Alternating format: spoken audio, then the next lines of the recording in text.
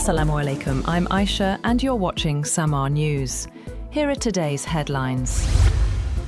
Israel's Defence Minister Israel Katz has claimed that Iranian Intelligence Minister Esmail Khatib was eliminated in a strike overnight. There has been no confirmation from Iran regarding Khatib's reported death. Katz said he and Israeli Prime Minister Benjamin Netanyahu had authorized the military to kill any other senior Iranian official being targeted without the need for additional approval. Israeli Channel 12 said Tel Aviv is still assessing the results of the attack without giving any further details.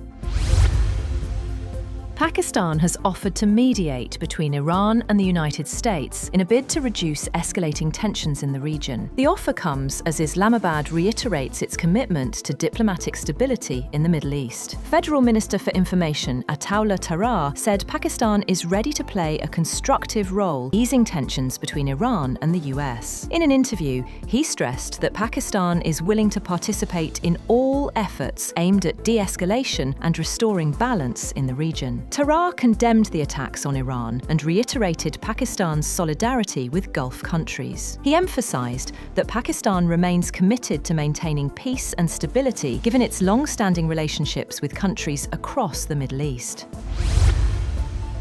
Iran's Foreign Minister Abbas Araghchi has said that Tehran's stance against the development of nuclear weapons will not significantly change. He said fatwas depend on the Islamic jurist issuing them and added he was not yet in a position to judge the jurisprudential or political views of Iran's new supreme leader Mujtaba Khamenei. Araghchi said he believed that after the war comes to an end, countries that border the Gulf should draft a new protocol for the Strait of Hormuz to ensure that safe passage through the narrow waterway is carried out under certain conditions aligned with Iranian and regional interests.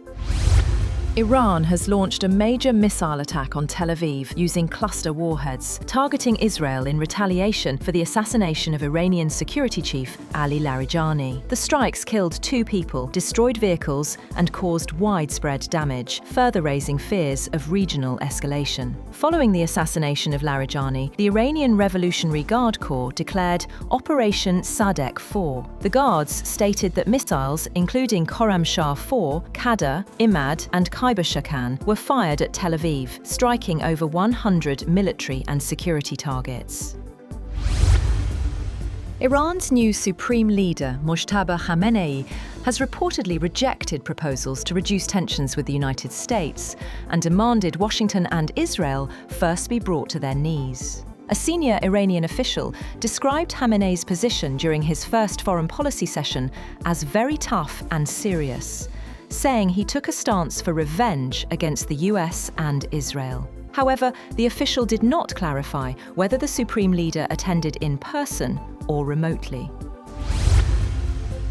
Sweden's security service has warned of increased threats to the Nordic nation from the war in Iran, including risks to Jewish targets, as it released its annual national security assessment. Operative Chief Fredrik Hallström told a press conference that history has shown that a desperate and pressured regime can be a dangerous regime, referring to the US-Israeli war on Iran. Security Service Chief Charlotte von Essen said in the report that the US-Israeli military operation against Iran and the countermeasures carried out by Iran have increased the threat against American, Israeli, and Jewish targets in Sweden.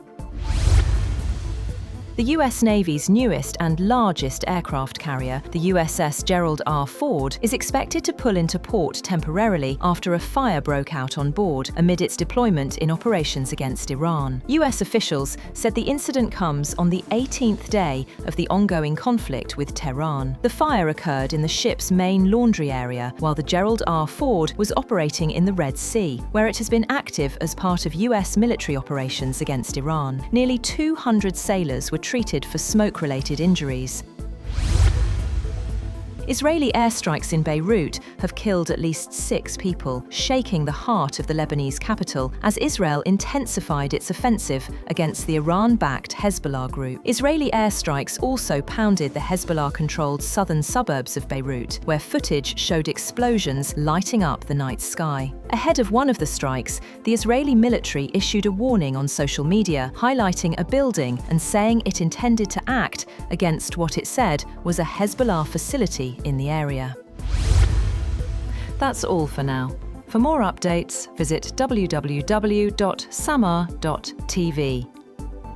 Thank you for watching Samaa News.